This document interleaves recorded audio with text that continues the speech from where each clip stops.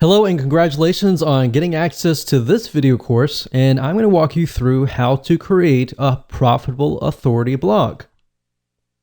So this is video number 1, which is the introduction and getting started.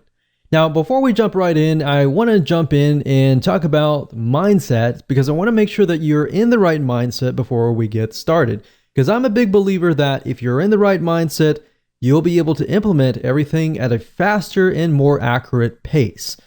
So what I found over the years is that too many blog owners fail because they focus on the misconception or the belief that if you have the right tools or you have the software tools or the WordPress platform or the right blogging platform, then you'll succeed.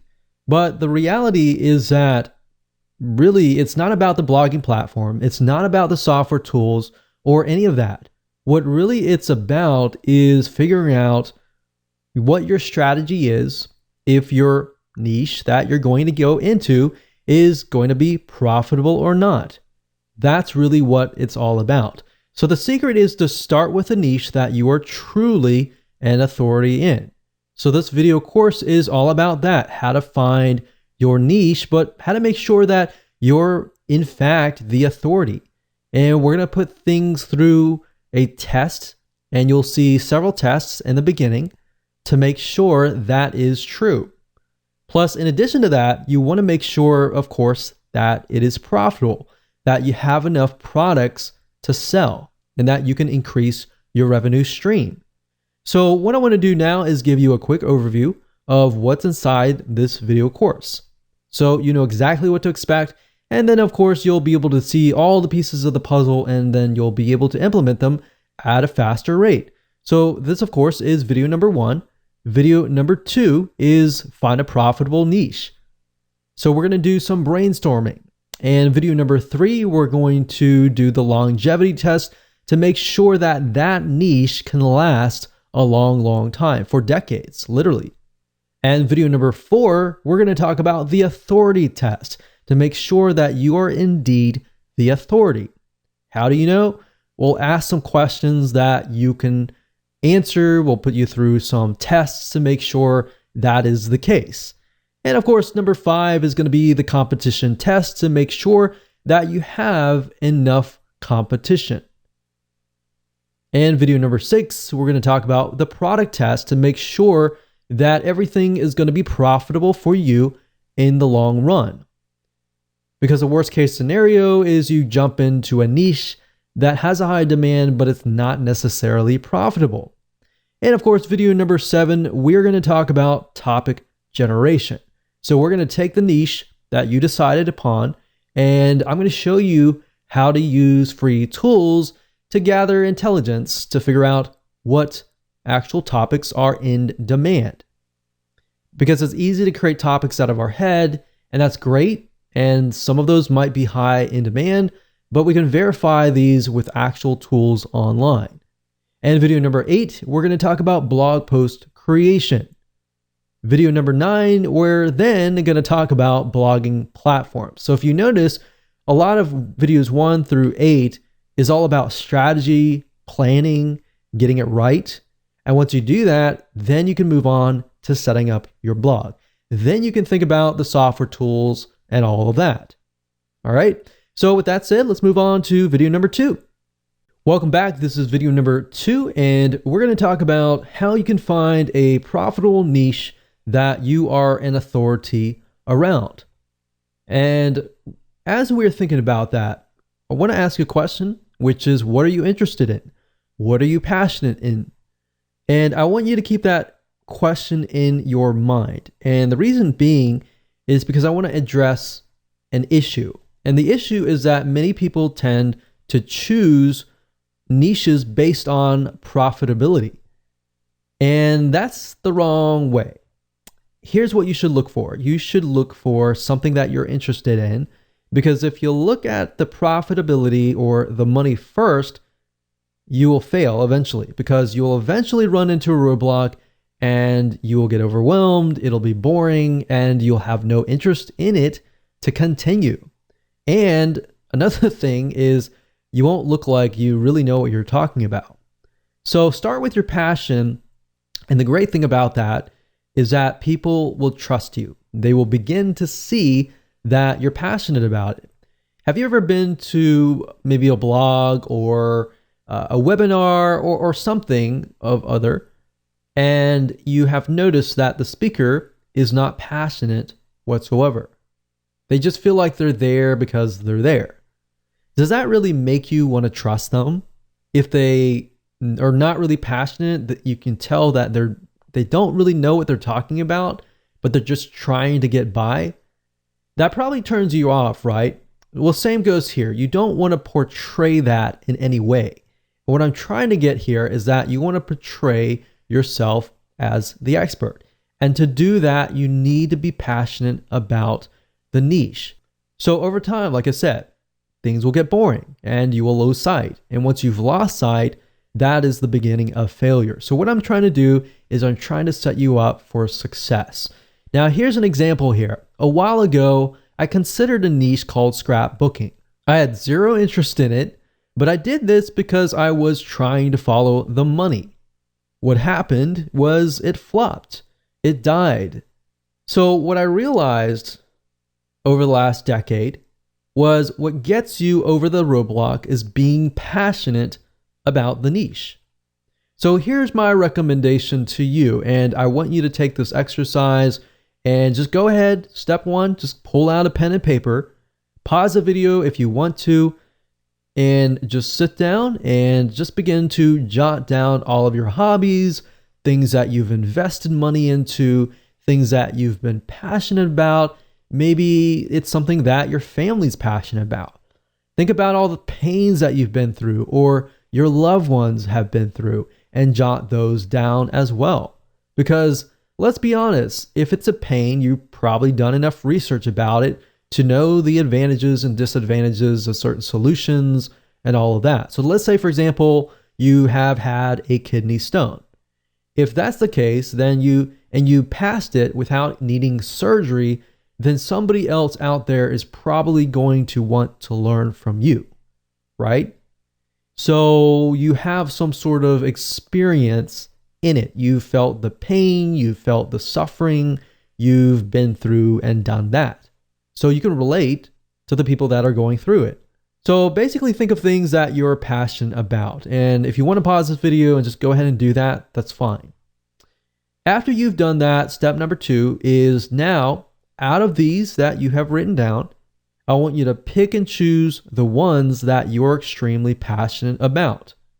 Now, hold on to this because in the next video, we're actually going to discuss how to ensure that you can make sure that you can do this for the long term and that this passes the longevity test, which is the next video. Hello and welcome to video number 3, and we're going to talk about the longevity test. So here's a quick and easy short test that you can utilize to figure out if you're really passionate about the niche in the long term.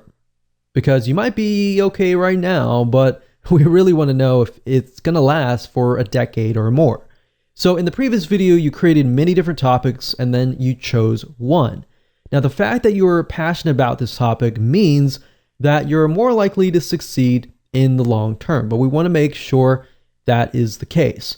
So here's what I want you to do. I want you to get a timer, whether it's your phone, whether it's your watch. From this topic, what I want you to do is try to jot down at least 10 to 15 different but very specific topics around this one topic. So in other words, let's do half an hour. And let's see how fast you can create specific topics around this niche. So say, for example, let's take the example of kidney stones.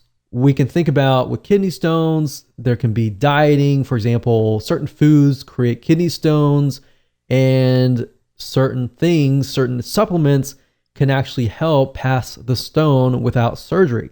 Now, can you create 10 or more topics? So I created 2 out of those.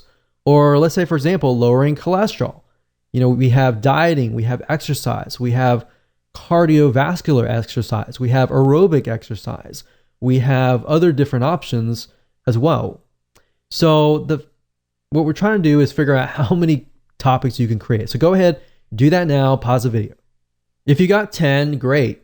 If you got 15, super. If you got 20, awesome. But if you got at least 10 within less than half an hour, then that's a good sign. That means that in your brain, you're able to produce topics right away and that you're actually passionate about this niche.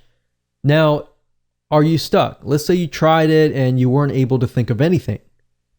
If you're stuck, then that kind of means that you need to move on to the next one. So look back on the list of pains and hobbies, pick another one and go through the cycle again until you find one that works.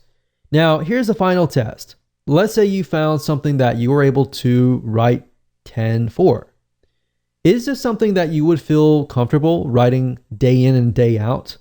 Is this something that you're willing to get educated about and increase your knowledge about, read books about from other experts, talk to other people about, surround yourself with people who enjoy this topic, and would you be happy with all of that? If you said yes to all of these questions, then this might be a good topic of choice. So that brings us to the authority test next. Hello and welcome back to video number 4. This is the authority test. When it comes to being authority, you always want to be one step or one level ahead of your audience. What do I mean by that?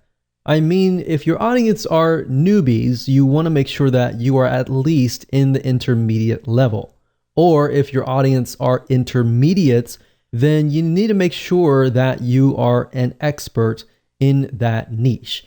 And the reason being is because you need to be several steps ahead to ensure that you answer their questions. In other words, you need to make sure that you can gain their trust by providing value, and that way they understand that you have been through what they are going through right now.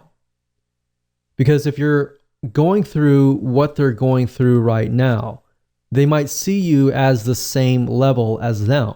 They don't really see you as the authority. They see you as maybe somebody who's a friend or somebody who understands what they're going through, but not yet has encountered the future. See what I mean by that? You have encountered the future, and therefore you can give them advice and tips to help them.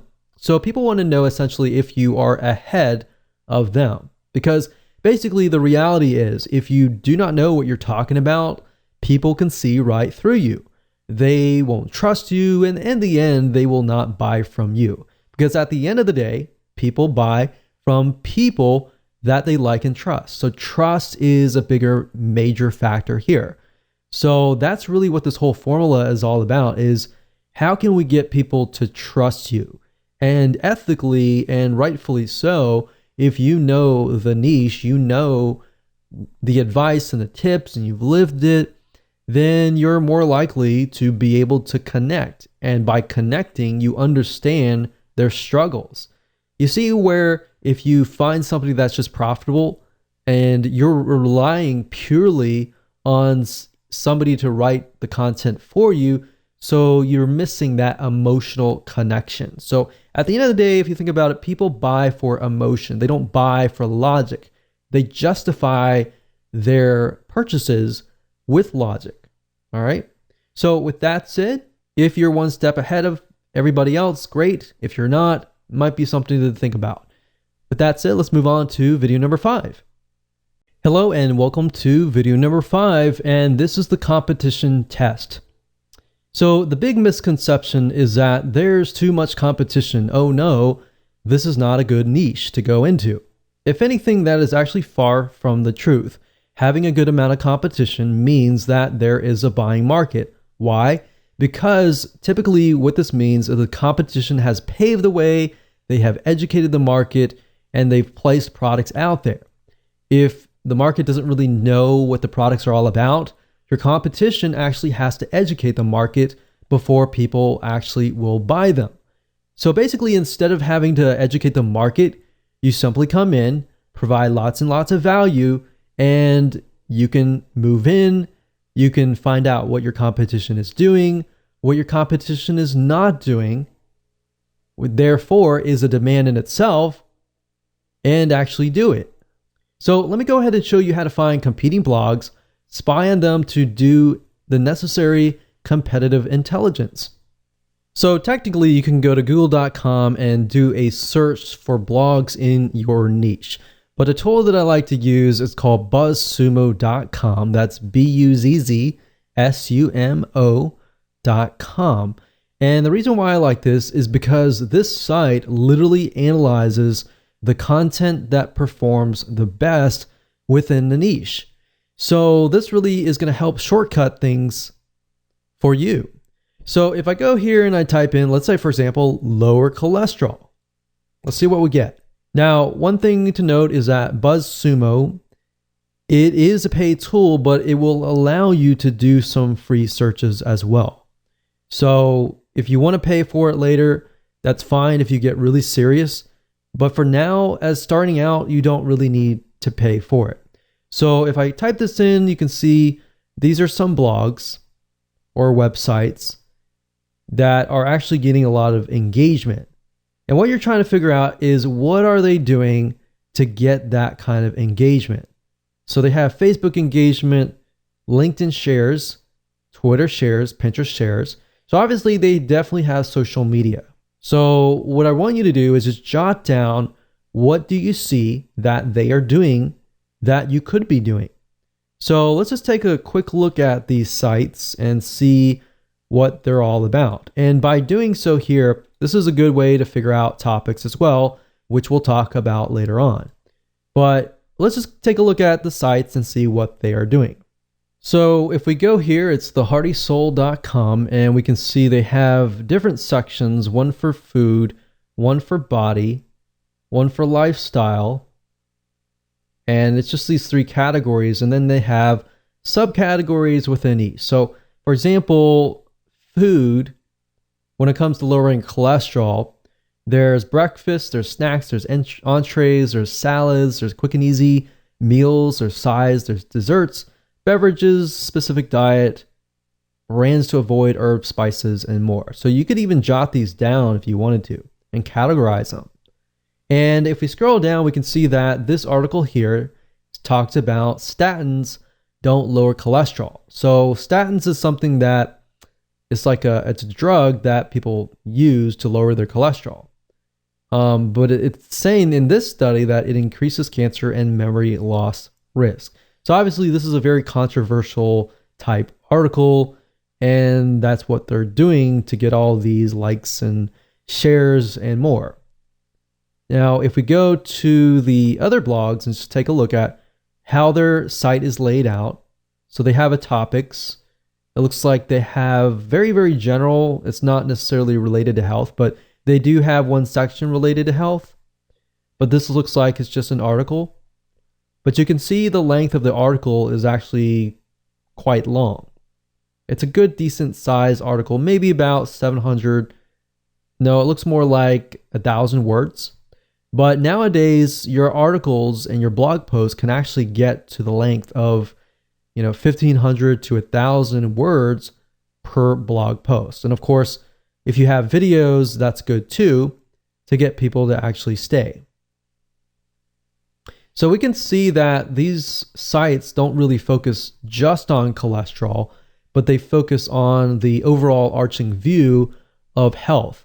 Now, what this allows you to do is this allows you to create a profitable authority blog based upon a very, very specific niche. If you focus only on, let's say, lowering cholesterol or how to pass a kidney stone without surgery, then that might actually allow you to convert more sales because the person that you are attracting is more likely to be in that mindset, right? So for example, if somebody comes to this blog, they might be interested in lowering their cholesterol, of course, because of lifestyle, but they might be coming here because they're interested in relationships. So it's not really targeted. So that, I think, is something that could be improved and something that you could even do yourself. So that's what I would do. I would go to these sites, jot down at least 10 or so things that they could improve and that you could follow, that they are doing that is working for them. And you can compare different blogs to make sure that all of these blogs are doing the same thing. If they're all doing the same thing and they're doing really well in that area, it might be something that you can actually mimic. Hello and welcome to video number 6, and let's go ahead and do the product test. Now, at this point in the time, you know for a fact that this is a niche that you want to go into. But what we need to do now is we need to make sure that we are going to be able to profit from this blog. So what you need to do as far as product creation goes is figure out if you have an unlimited supply of products that you can sell to your market. Because the more products that you have, the higher your revenue stream is going to be. Now, there are different routes that you can take.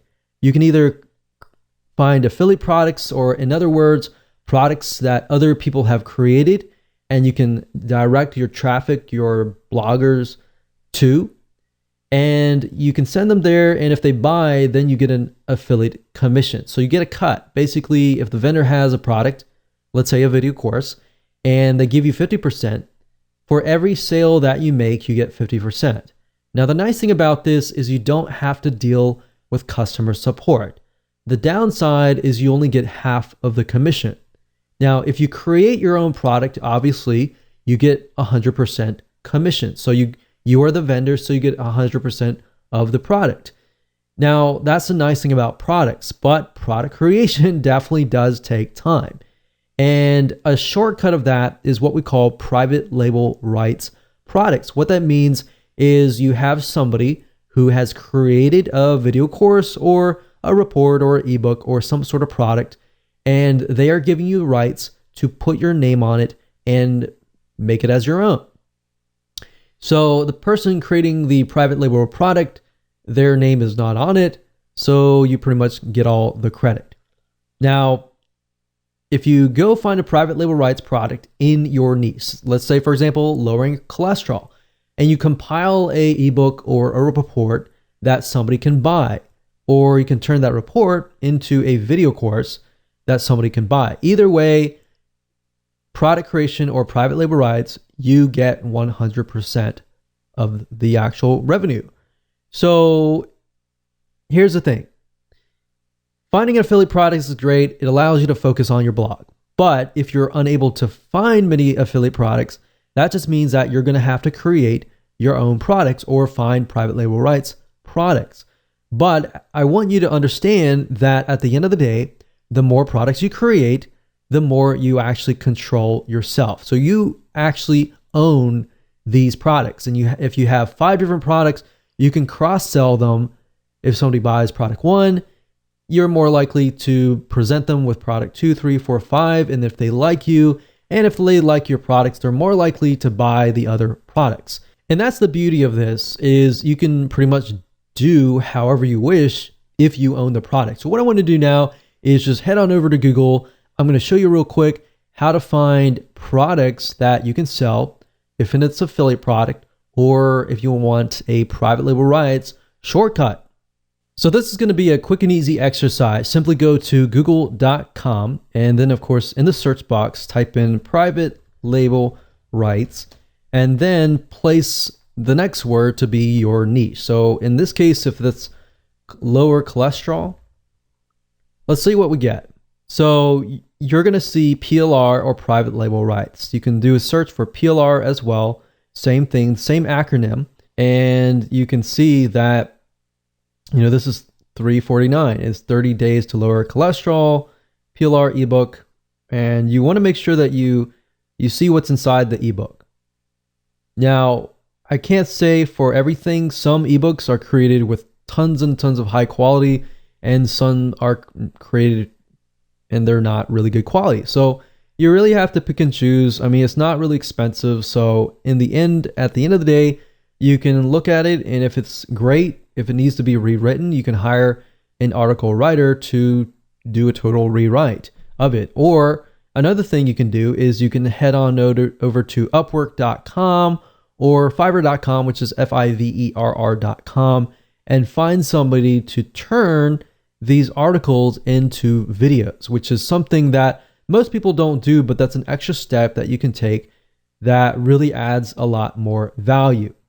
Now, aside from private label rights, finding affiliate products or products that have vendors who have created a product that you can promote to get an affiliate commission, you go to clickbank.com and you click on their affiliate marketplace and you type in a keyword here. So let's say cholesterol and see what we get. So out of this, we can see there's 122 products, which is a good thing. That means that we have enough products that we could potentially sell. And as you can see here, the initial sell is $24.45, and that means that you're going to get that amount of money. And some of these have rebill. So some of these have recurring membership sites attached to it. So if you sell it once, you can get paid over and over again over the course of a few months. So what we're trying to do is we're trying to just glance really quick. You don't have to buy anything right now. Just kind of get an idea. Is there actually affiliate products out there that we can sell and promote and get a commission? And we can see that there is indeed 122. All right. So another thing you can do is you can go to Google and we can say lower cholesterol or just cholesterol affiliate program and see what kind of affiliate programs are out there for products that are helping people lower cholesterol. And you would simply go here, you would take a look at it. You could contact the vendor to get more information or even get private access or complimentary access to the actual product to test it out to make sure that it is good for your list. So over time, if you build a list of, let's say 500 people or 1,000 people, over time you have more leverage the bigger your list is, or the more interactive your actual list is. So lists can be email lists, it can be Facebook likes, it could be Twitter followers, and more. But this just gives you an idea about what is actually out there and if you have enough products to sell on your blog for the future. Hello and welcome back. This is video number 7, and we are going to talk about topic generation. So it's time to go one step further and figure out a larger list of topics. Now, we obviously have a list that we created earlier, but we want to make sure that we verify that they are truly in demand, and that is something that people are asking for out on the internet. So how do you go about verifying this? Let me go ahead and show you. So there are several tools that you can use that don't cost you any money to try to figure out topics that are in demand, that people are searching for. And the two sites are Google and SEMrush. Now, SEMrush does cost money, but at the same time, they do allow a free search, which gives you a limited amount of topics. And as you can see here, I went to SEMrush, that's SEMrush.com. And the keyword overview, as you can see here, I typed in lower cholesterol. So kind of following the topics that we've been talking about earlier. And as you can see here, you can choose countries, but I would advise just choose one country. And as you can see here, we scroll down, we can see phrase matched keywords. So as far as lower cholesterol goes, we can see here how to lower cholesterol. We can see the CPC, or what advertisers are willing to spend. And that's a good sign. If they're willing to spend money on a specific keyword, that means there is demand. As you can see here, foods that lower cholesterol lowering foods. So there's a lot about foods. You can see that there are other keywords as well. There's ad copies, there's organic search results. You can also use BuzzSumo as well to generate topics. And in addition to this, if we head on over back to google.com, up at the top here, if you put in the address bar a keyword, let's say, for example, lower cholesterol, you'll notice that as I begin to type things out, Google will actually try to complete your sentence with lower cholesterol diet, lower cholesterol fast, foods, exercise, and recipes. Now, if I were to, let's say, type in lower cholesterol, just flat out, and I scroll all the way down to the bottom, you will see a larger list of searches related to lower cholesterol. Now, what this allows you to do is it allows you to see the high demand searches. In other words, Google's not going to show keywords up at the top unless people are actually searching for them. So if thousands among thousands of people are searching for them, that's something to be aware of. Now, what this allows you to do is it allows you to drill deeper. So let's say, for example, that we want to do a search for lower cholesterol foods. And we do a search for that. And if you scroll all the way down to the bottom, you will see everything related to lower cholesterol foods. So we can see cholesterol in almonds, breakfast, food lists, recipes, how to reduce it naturally without medication. So we can see that and can I get an idea of the type of person that is searching? So we can see just from this list that the person searching is more likely to want to reduce their cholesterol and with natural home remedies, with supplements, with dieting and everything naturally. So if that's the case, let's do a search again for lower cholesterol plan and see what we get. So let's scroll down all the way down to the bottom and we can see that the plan consists of diet plans, how to lose weight. So losing weight can be a factor. And we can see Indian diet plan. We can see Mayo Clinic diet plan. So many different diet plans. So what this allows us to see is allows us to see the overall general idea, which is lower cholesterol. And within that, we can see that there's things like dieting. So let's just create a notepad here. So lower cholesterol. And within that, we can see diet, we can see recipes, which recipes, of course, fits into diet. We can see exercise. You can ask yourself what type of exercise, lifestyle changes, what type of lifestyle changes. So as you're beginning to type these out, ask yourself questions that other people would ask, like what type, or what if, or why, or how, or when. So who, what, when, where, how kind of thing.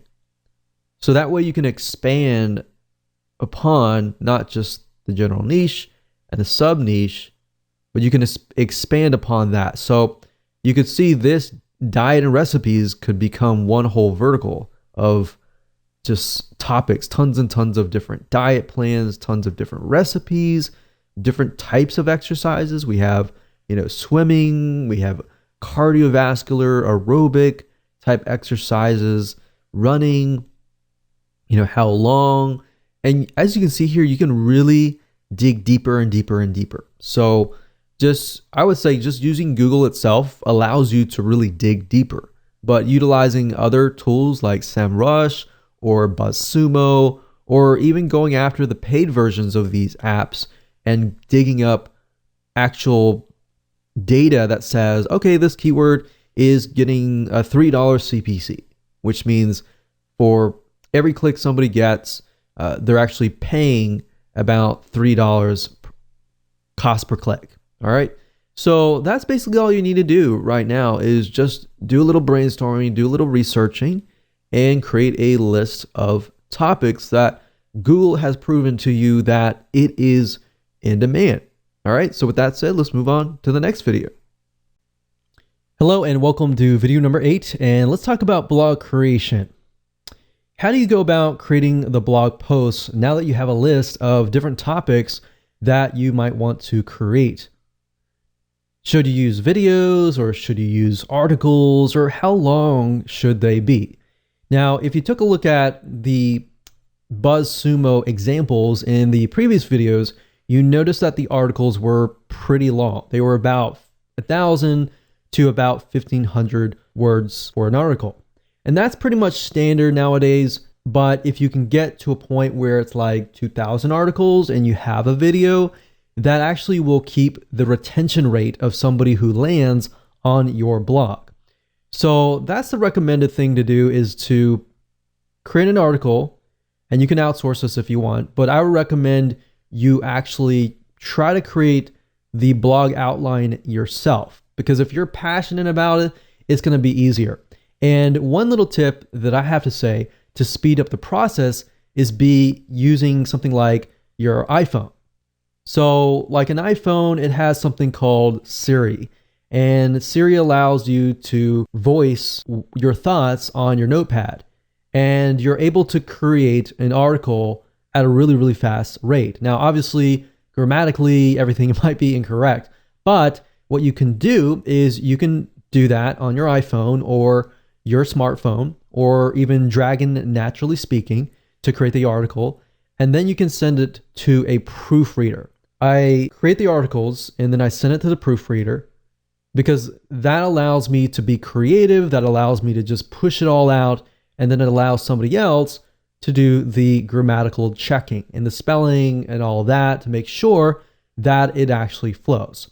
Now, once you're done with that, what you can do next is you can head on over to places like Fiverr.com, Fiverr.com, and you can hire people to actually read your article and get them to turn it into a video. So essentially what you're doing is the video is the same as the article.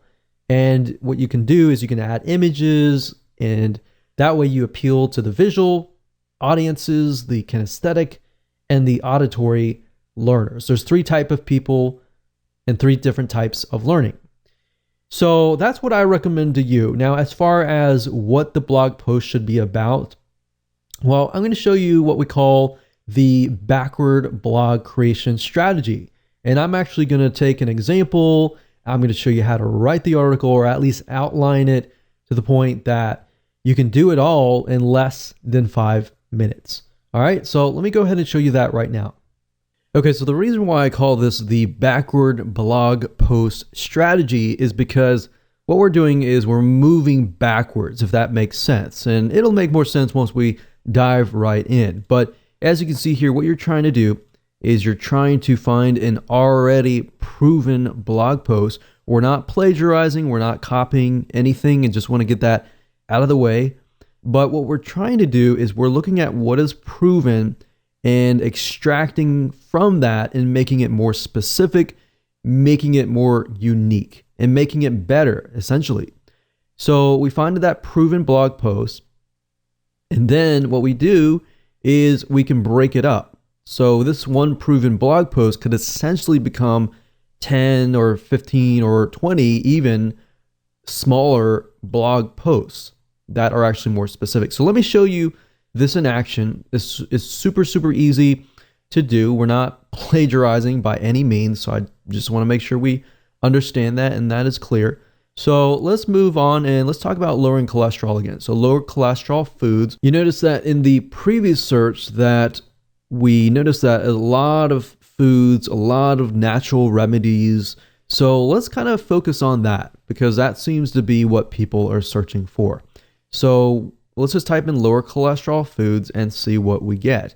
So if we scroll down, we can see top 12 foods that lower cholesterol. And you'll notice this, a lot of articles are moving more towards 12 things or top 10 things that lower your cholesterol, or top 10 different types of cardiovascular exercises that allow you to lower your cholesterol, or even top 10 foods that you can still eat that are tasty that can lower your cholesterol. So let's just click through here. We'll click this one here, and let's just start from there. So as you can see here, it says 12 foods that lower cholesterol naturally. Now, if we take a look here, we can see that it lists different types of foods. So different categories of foods, like oats, we have red wine, we have salmon and fish, we have nuts. Now, we can see that while this is great and all, we can go more specific. So the question is, how do you go more specific? Because obviously the more specific it is, the more interesting it is sometimes, but at the same time, a lot of times it'll actually boost your authority simply because people feel like, okay, you've actually focused in on very, very specific details.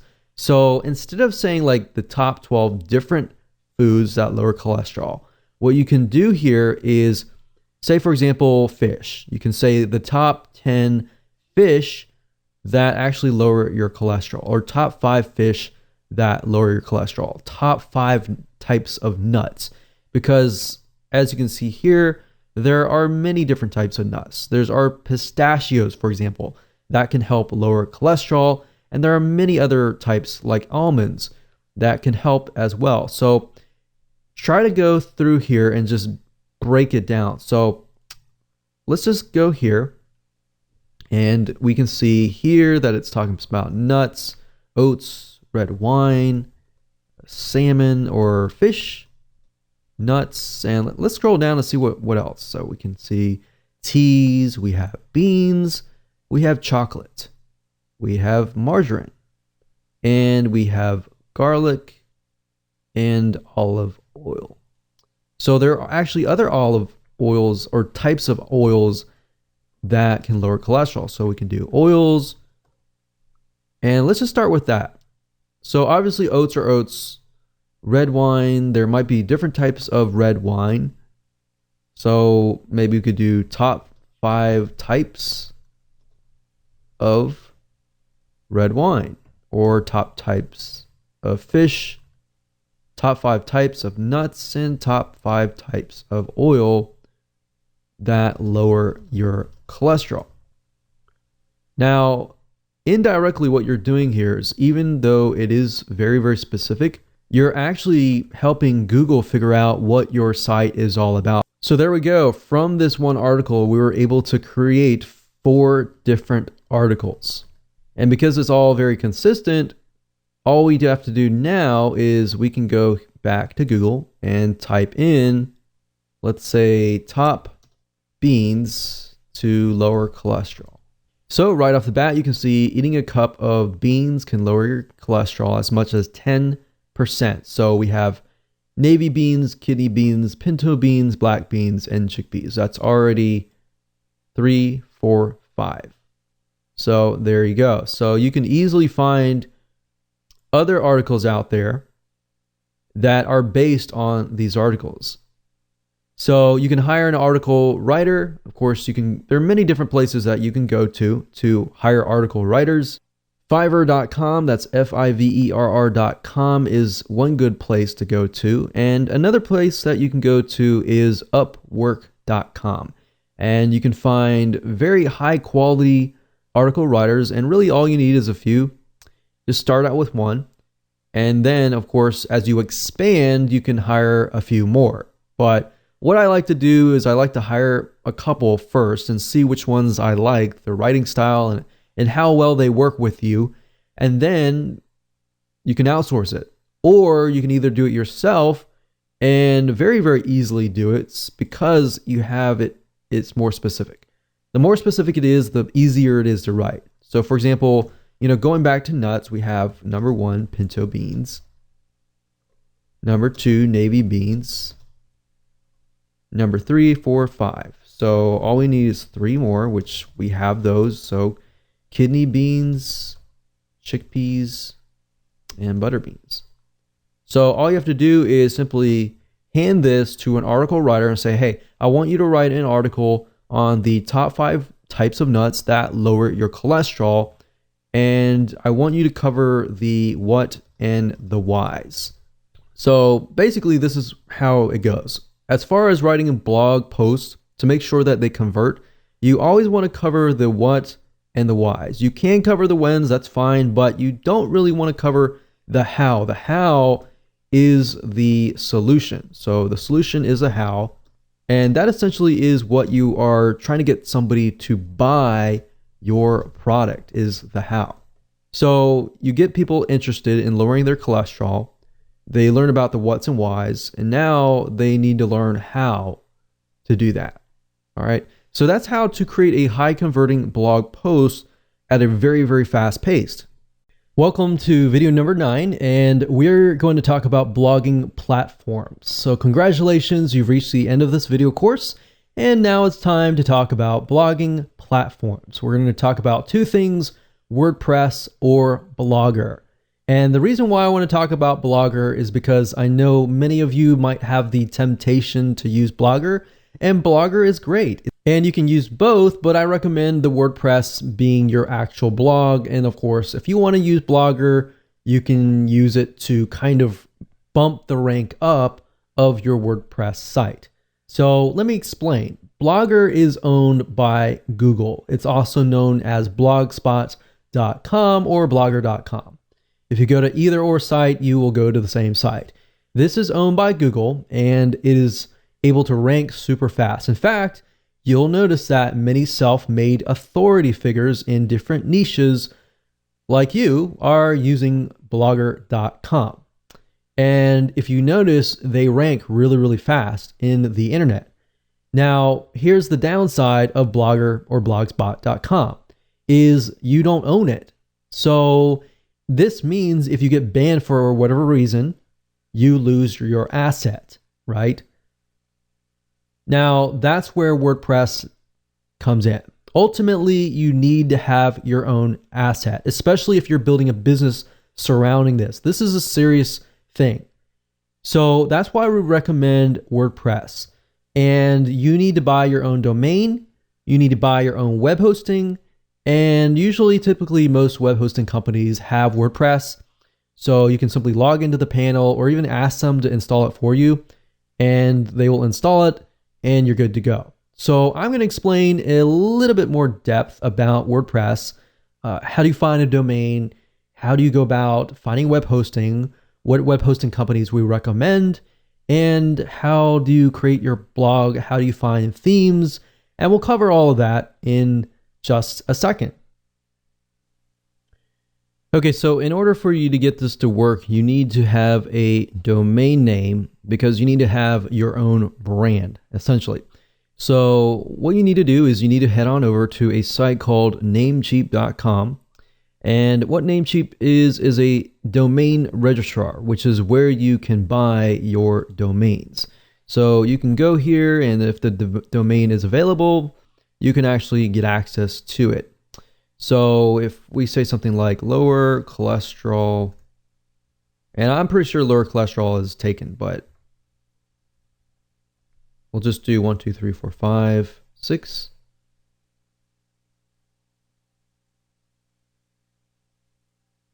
And we can see whether or not it is available.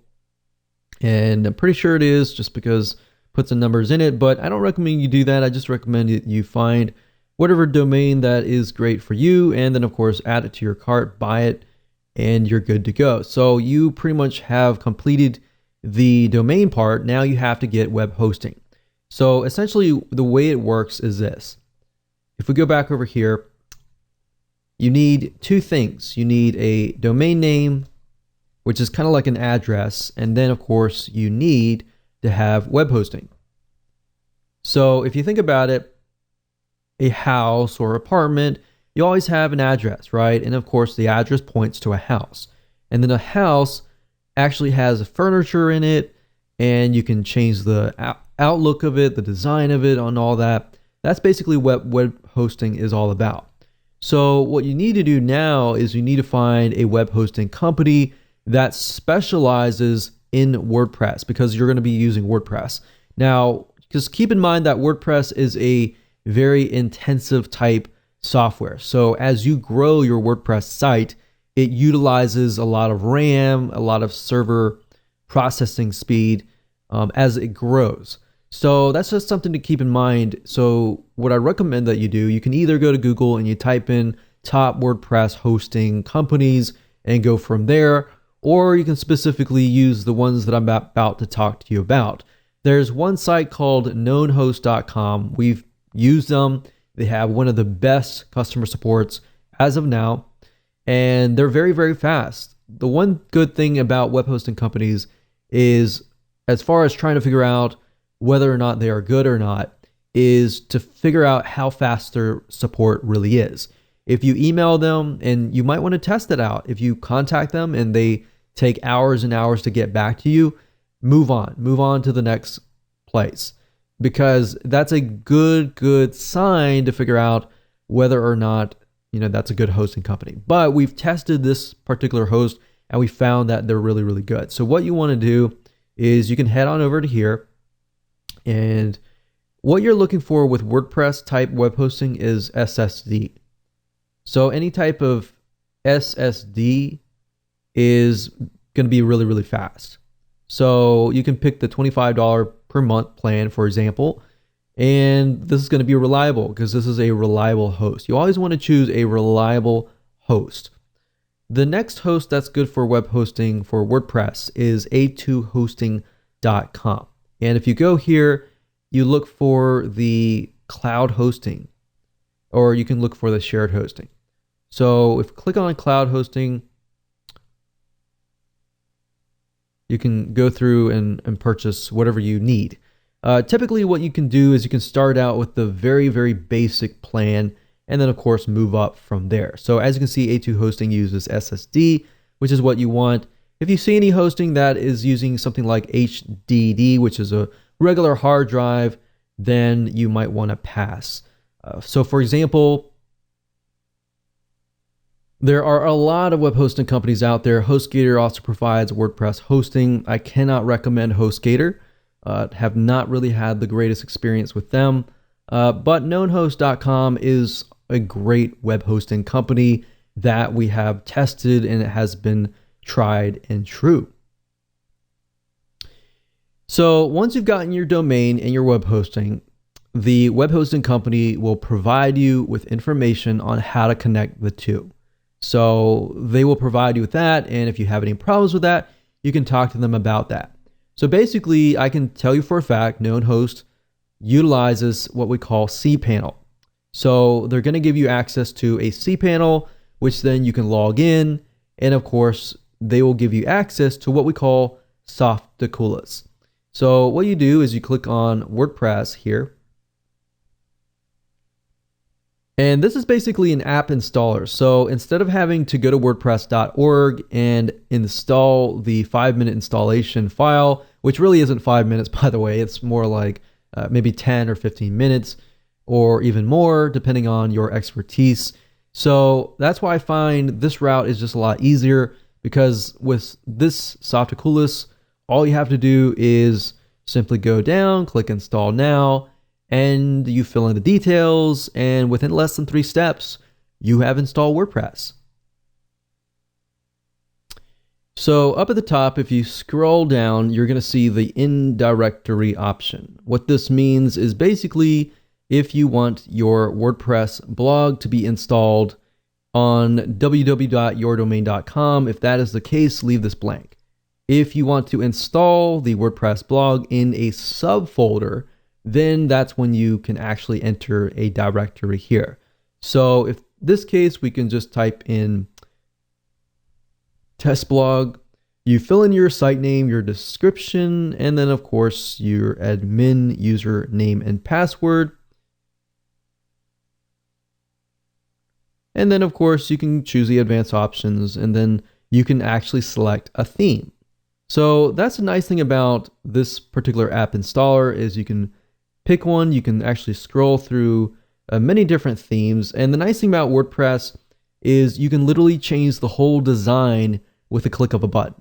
You don't have to redo everything or anything like that. So if I want to go with this one, I can click select and click install. And literally within less than a minute or a couple minutes, we are good to go. That's it. And of course, if we go to the actual blog itself, we can see the actual blog has been created. Now, the app installer is going to give you access to the WordPress administrator dashboard, as you can see here. And all you have to do is literally, whenever you create a post, you can go here, add new posts, and you can add new pages. You can also change the appearance by going to Appearance and Themes. So let's say, for example, we don't like this particular theme. We always can go to add new, and we can find another theme. We can click install, for example,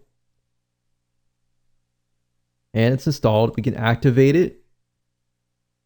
And if you go to the live site, you can literally see that the blog design has been changed. Now, I would recommend that if you are very serious about building a long-term authority blog, that you buy a theme that actually relates to your audience. So I recommend a site. It's called themeforest.net. Themeforest.net. And if you go under WordPress, you can actually find different themes that relate to different markets. So for example, we have blog and magazine. And just because it says blog does not necessarily mean you have to use that theme. You can use a theme that is related to other different markets as well. So as you can see, it ranges about $20 to about $54 per theme. But these themes are very, very professional and can definitely make you stand out. And if somebody comes to your site, you want to make a good first impression. And if you do that, that's one side of getting people to trust you, is to make sure that your site looks professional. So that's just something to think about as well. So I'm not going to go into too much depth about how to use WordPress. That's a different course for a different day. There's many different types of video courses out there that will teach you how to utilize WordPress, how to manage the site, and all that. But best of all, WordPress is great because it's very newbie friendly. And once you understand how to use it, it's very, very fast and efficient to create posts, to create pages, to add images, and all of that.